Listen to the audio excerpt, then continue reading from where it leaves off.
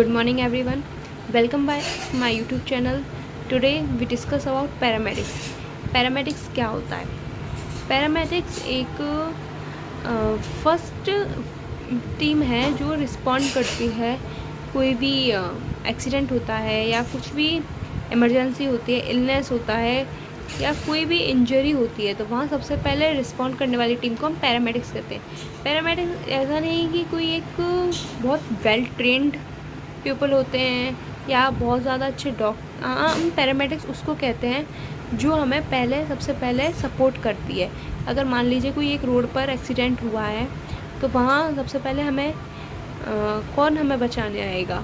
वहाँ के जो लोग हैं, उन लोगों को अगर कोई बेसिक नॉलेज है किस तरह किसी की लाइफ सेव की जाती है, उन्हें बेसिक नॉलेज है कि किस तरह किसी को बचाया जाता है, अगर किसी की सांसें रुके तो किस तरह CPR देना है, अगर कुछ खून वगैरह निकल रहा है तो किस तरह उन्हें बैंडेड लगाना है, किस तरह उनका खून रोकना है।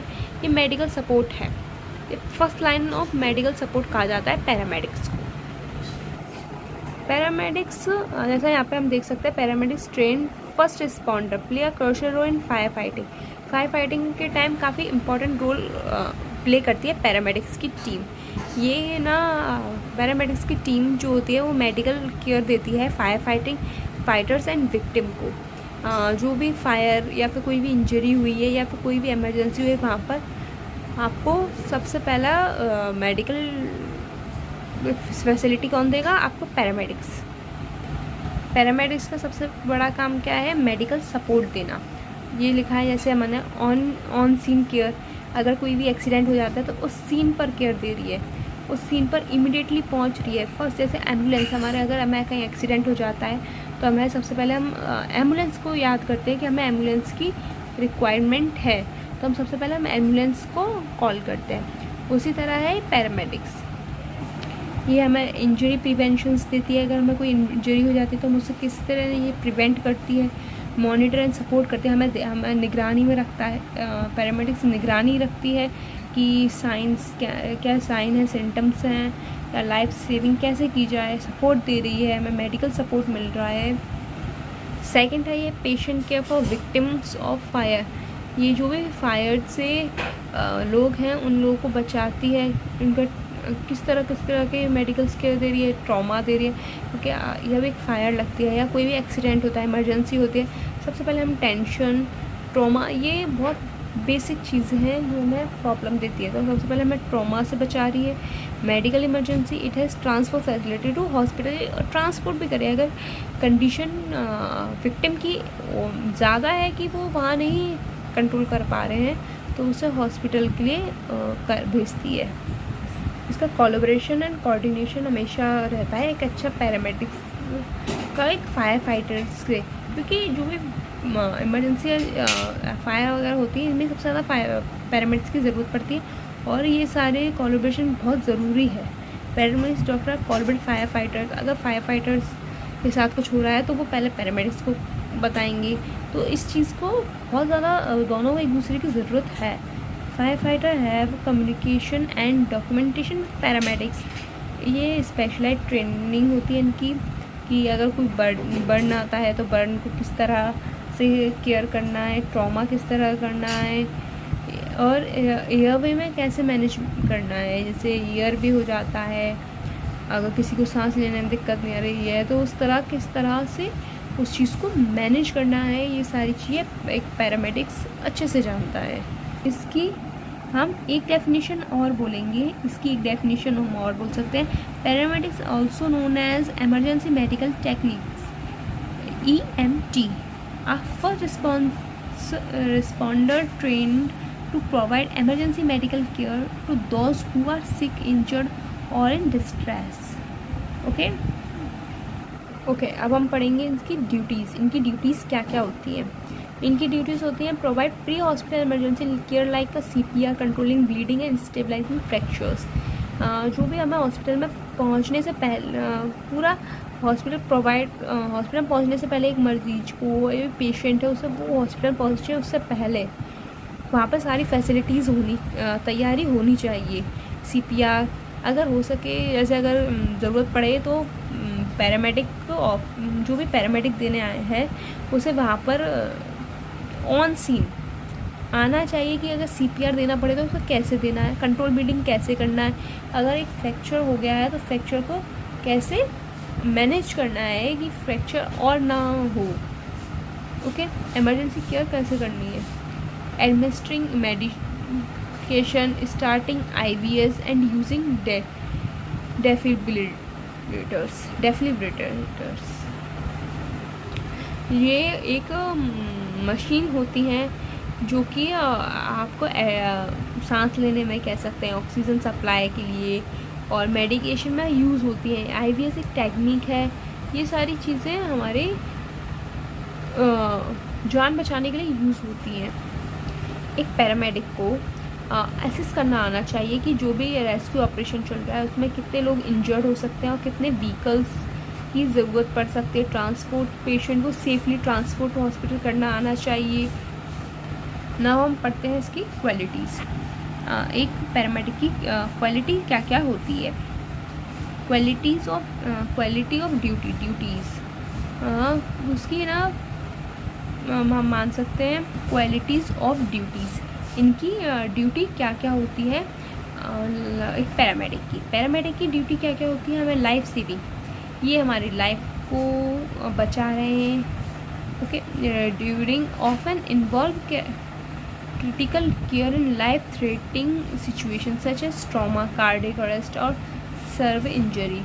ये हमें ऐसी जैसे हमें हार्ट अटैक आने की, कार्डियक अरेस्ट मतलब हार्ट अटैक, हमें हार्ट अटैक से बचा रहे हैं। वहाँ पे हमें CPR दे सकते हैं। लाइफ थ्रेटनिंग सिचुएशंस में काफ़ी सारी सिचुएशंस ऐसी आ जाती हैं जिसमें हमारा जीना मरना सब बात बराबर है, तो उसमें ही हमारी लाइफ सेविंग की तरह सामने आते हैं। हाई रिस्पॉन्सिबिलिटी, इनकी हाई रिस्पॉन्सिबिलिटी ये होती है कि ये जो भी एक्शन लेंगे, हर एक्शन का एक रिएक्शन भी होता है, इसलिए जो भी एक्शन लेंगे उसका डायरेक्ट इम्पैक्ट कहाँ पड़ने वाला है, एक इंसान की जान बचाने के लिए, जान उसकी खतरे में ना हो, उसकी सारा इम्पैक्ट उसकी जान पर पड़ने वाला है। तो इसलिए इनकी हाई रिस्पॉन्सिबिलिटी होती है। इन्हें फास्ट पेस्ड, थर्ड पॉइंट है फास्ट पेस, मतलब इन्हें डिसीज़न जल्दी लेना चाहिए। क्योंकि आप कोई भी ऐसी सिचुएशन में फंसे हैं जहाँ पर एक्सीडेंट हुआ है, कोई इमरजेंसी फायर हुआ, तो वहाँ पे नॉर्मल है कि आपको बहुत ज़्यादा प्रेशर होगा आपके ऊपर। ऐसा नहीं है कि आप बहुत आराम से बैठे हैं और आपसे कह दिया गया है कि आप कुर्सी पे बैठे, AC में बैठे और फिर कोई सॉल्यूशन ढूंढे। नहीं, आपको एक बहुत आपको क्रिटिकल कंडीशन में है कोई, तब आपको एक डिसीज़न लेना है कि आपको क्या करना है इसके आगे। तो आपको डिसीज़न मेकिंग होना चाहिए। टीम ओरिएंटेड, आपको टीम बनानी आनी चाहिए, टीम को एक साथ लेकर चलना आना चाहिए। फिज़िकल डिमांडिंग, अगर आपको पेशेंट को फिज़िकली आप फिट होने चाहिए, अगर ज़रूरत पड़े तो आप पेशेंट को उठा सकें, क्योंकि नॉर्मल स्ट्रक्चर्स वगैरह पर उठाना पड़ता है। अगर कोई नहीं है, ज़्यादा कैजुअलिटीज़ हैं हमारे सामने, तो हम जितना ज़्यादा हेल्प कर सकें, जल्दी लोगों को लिफ्ट कर सकें, ये सारी ड्यूटीज़ होती हैं। इमोशनली चैलेंजिंग, काफ़ी सारे जगह पर बहुत ज़्यादा क्रिटिकल कंडीशंस हो जाते हैं, तो आपको ऐसा नहीं है कि आपको वो कंडीशंस देखकर आपका दिल ही बैठ गया, तो आपको ज़रा इमोशनली प्रिपेयर्ड रहना चाहिए कि आपको किस तरह से फेस करना है आगे की सिचुएशन। चलो आगे बढ़ते हैं। आगे है 7 पॉइंट, इसमें टेक्निकल स्किल। उसे medical equipment, procedure, safety protocol, ये सारी चीज़ों के बारे में मालूम होना चाहिए पैरामेडिक को। ऐसा नहीं कि उसे कोई इमरजेंसी हो गया, अब वो कह रहा है कि मुझे तो ये इक्विपमेंट ही नहीं मालूम कैसे यूज़ करना होता है। ये सारे बहाने नहीं चलते हैं वहाँ पे। ये एडेप्टेबल होना चाहिए, सिचुएशन किस तरह से हैंडल कर सकता है। अनप्रेडिक्ट सिचुएशन आ सकती है कि हमें नहीं पता कि आगे क्या होने वाला है, लेकिन कई सिचुएशंस बिगड़ जाती हैं, हाथ से निकल जाती है, तो उसको किस तरह से हैंडल करना है, ये सब आना चाहिए।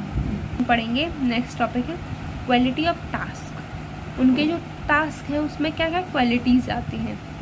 क्रिटिकल एंड टाइम सेंसिटिव, उनके जो भी टास्क आते हैं पैरामेडिक्स के, काफ़ी क्रिटिकल रहते हैं, मुश्किल टास्क रहते हैं, और टाइम बहुत ज़्यादा, टाइम की तो वैल्यू ही इतनी है कि आप कभी भी कुछ भी हो सकता है। आप कुछ नहीं जानते कि अगला पल क्या होगा, क्योंकि हर कैजुअलिटी का एक रिस्पॉन्डर पीरियड अलग होता है। अगर किसी को कोई दवा हम दे रहे हैं वो उसे सही से एक्सेप्ट कर रही है, उसकी बॉडी किसी की नहीं कर रही है, तो ये टाइम सेंसिटिव है कि हमें बहुत अच्छे से टाइम मैनेज करना आना चाहिए। Advance clinical competence, second point है एडवांस क्लिनिक कम्पिटेंस, यानी इसमें जो भी आपको एडवांस के एक एडवांस मेडिकल फील्ड में आपको जो चाहिए वो सब होना चाहिए। जैसे ये काफ़ी सारी मशीन्स हैं, थेरेपीज़ हैं, ये नई नई चीज़ें हैं, ये होना चाहिए। ऐसा नहीं जैसे ALS है, एडवांस लाइफ सपोर्ट, ये सब होना चाहिए। ऐसा नहीं कि आप एक बेकार फैसिलिटी के साथ आप पहुंच रहे हैं कि इमरजेंसी फील्ड पे कैसे काम बनेगा। तो ये सब अच्छे से होना चाहिए, एडवांस चीज़ें होनी चाहिए। और इंटरडिसिप्लिनरी कोऑर्डिनेशन, इसमें इस टॉपिक में हम कहेंगे कि जो भी एक फायर फाइटर है और जो भी एक पैरामेडिक्स है, इन दोनों के बीच में काफ़ी अच्छा तालमेल होना चाहिए, काफ़ी अच्छा कोऑर्डिनेशन होना चाहिए, तभी रिस्पॉन्ड कर सकते हैं एक दूसरे को इमरजेंसी के टाइम। और किसी भी रिस्पॉन्ड करना इतना इजी नहीं होता है जितना समझा जाता है। इस रिस्पॉन्ड करने में भी टाइम लगता है और उस टाइम को मैनेज कैसे करना है, ये सब एक फायर फाइटर और एक पैरामेडिक्स को बहुत अच्छे से आना चाहिए।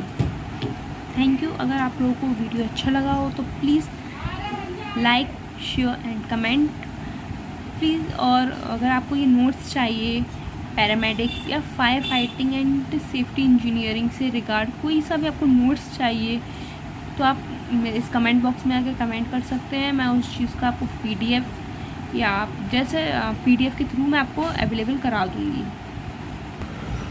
So thanks for watching.